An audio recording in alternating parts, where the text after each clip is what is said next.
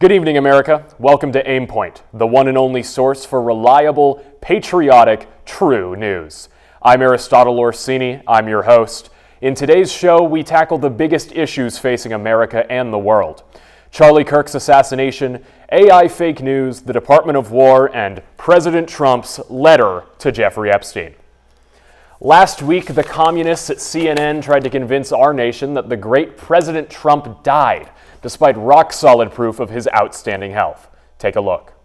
Bro, while all this is happening, if Trump dies this weekend and then motherfucking J.D. Vance becomes president and the Peter Thiel dictatorship is imminent, I will lose my goddamn mind.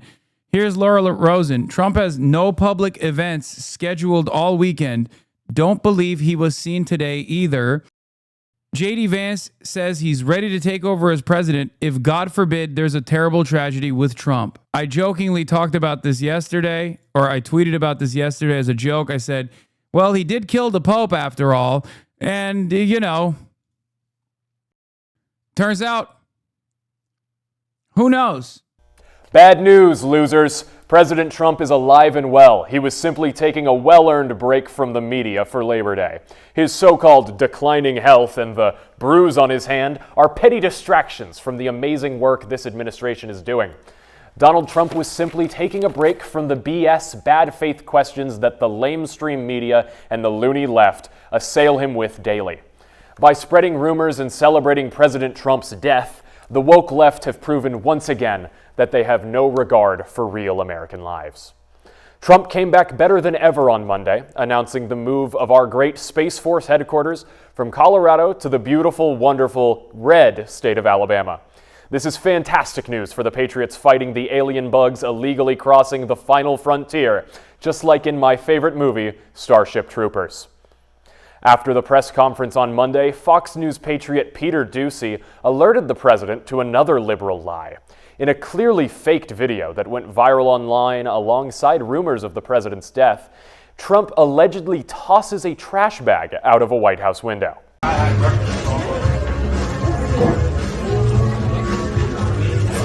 Got another one? Let me see. Oh, somebody there, right? Right now, right? Oh, there you go. You got it? You zoomed in? The president responded that the White House's ultra-high-tech bulletproof windows are too heavy to be opened.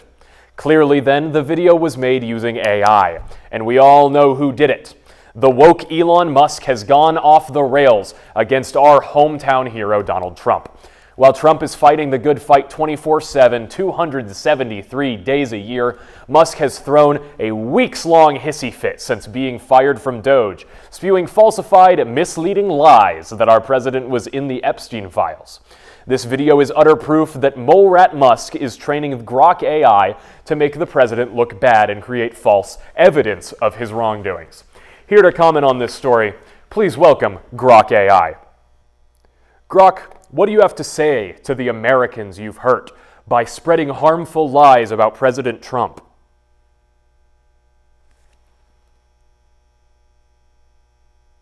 Interesting. No comment.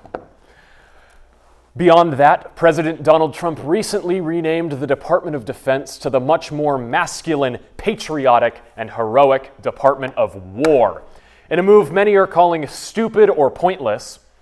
I'm not many, though.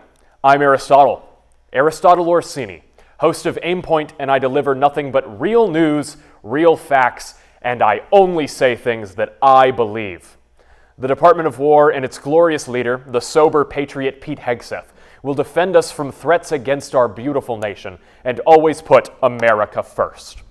We will soon see an era of unprecedented peace thanks to our big, beautiful Department of War. I, for one, hope that the Department of War takes swift, aggressive action against this insane leftists trying to destroy family values, Christian ideals, and the necks of right-wing influencers. Furthermore, I believe that President Trump needs to declare a war on violence and to end the shootings in our schools, provide justice for hate crimes against white Americans, and most importantly of all, stop illegal immigrants from crossing our border and putting fentanyl in our children's Cheerios. Now, of course, today is the 24th anniversary of the horrible attacks on our nation on September 11th. So I'd like to take a moment of silence to honor the first responders who bravely gave their lives on this day to save others. The inaction of Barack Obama and his Department of Defense directly caused 9/11, and not enough people in this country realize that. Obama was clearly too busy legalizing gay marriage and recreational marijuana to defend our nation from the horrible, evil, unprecedented, dastardly, and horrible attacks on 9/11. Thank God for true American heroes like George W. Bush, one of the greatest presidents this country has ever seen, for his brave, heroic actions leading us into war with Iraq, Afghanistan, and God knows what other Gulf nations, that ultimately defeated Osama bin Laden, Al-Qaeda, and Saddam Hussein. In the latest false hoax being spread by the woke elite, Dems on the House Oversight Committee released a photo on Monday of a letter allegedly written by our President Trump for Jeffrey Epstein's 50th birthday.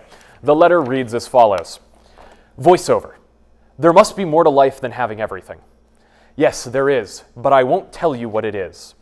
Nor will I, since I also know what it is. We have certain things in common, Jeffrey. Yes, we do, come to think of it. Enigmas never age. Have you noticed that?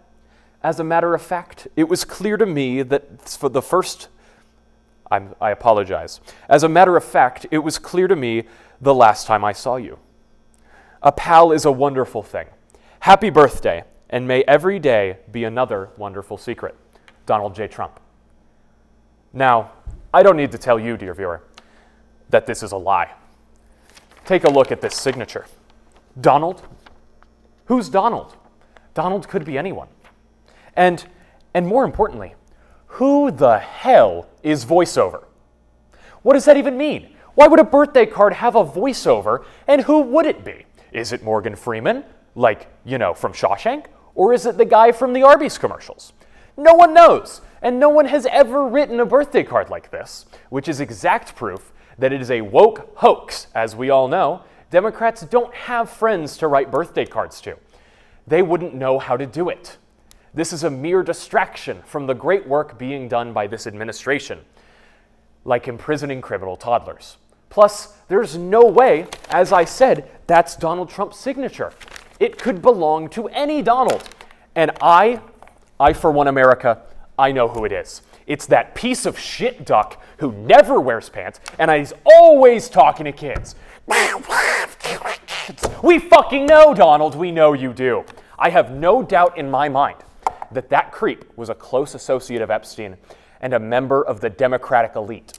Why else would he always wear blue and never wear pants? My apologies to America. I did not mean to lose my composure.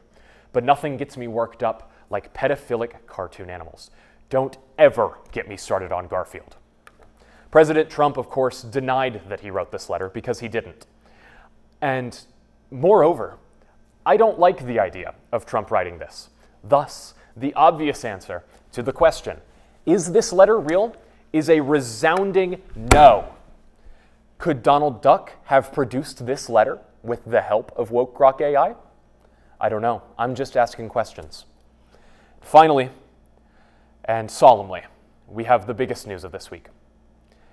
It is with a heavy heart that I tell you all that Charlie Kirk, CEO and co-founder of Turning Point USA, was assassinated on Wednesday while speaking at Utah Valley University.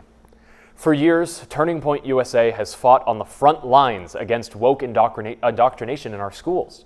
Kirk worked hard to save our children from the woke mind virus that the socialist, anarchist, democratic elite are spreading with their books and facts. Kirk is a modern-day Joan of Arc.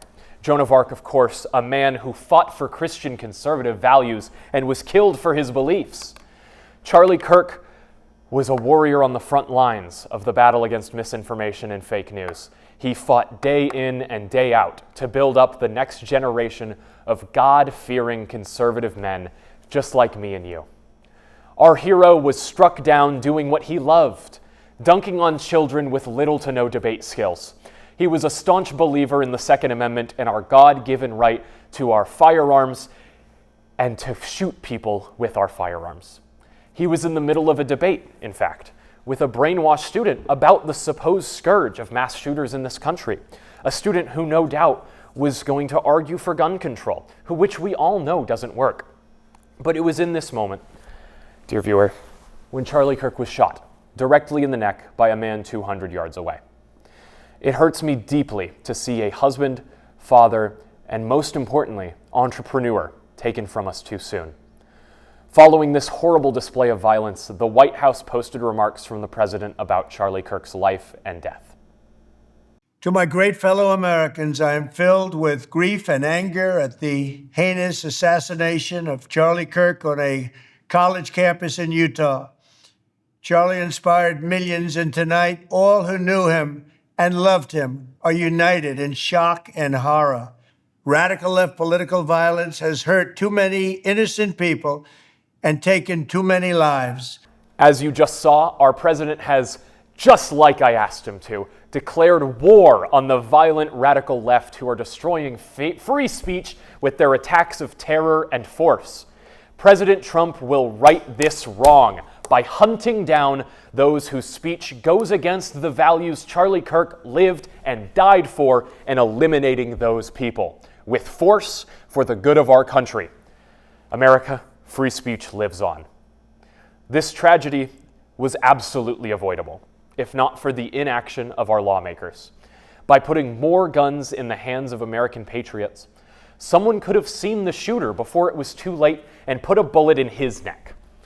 Now, let me be clear. I don't usually advocate for violence, but guns save lives, and that is a provable, real fact, and I know that my dear friend Charlie would want us to fight every day for that God-given right to own our firearms. Even though he is no longer with us, we will hold him forever in our magazines. Thank you, America. It's been wonderful. Again, I am Aristotle Orsini, and I will see you next week when I tell you if the strawberries are turning your children gay. They are. Good night.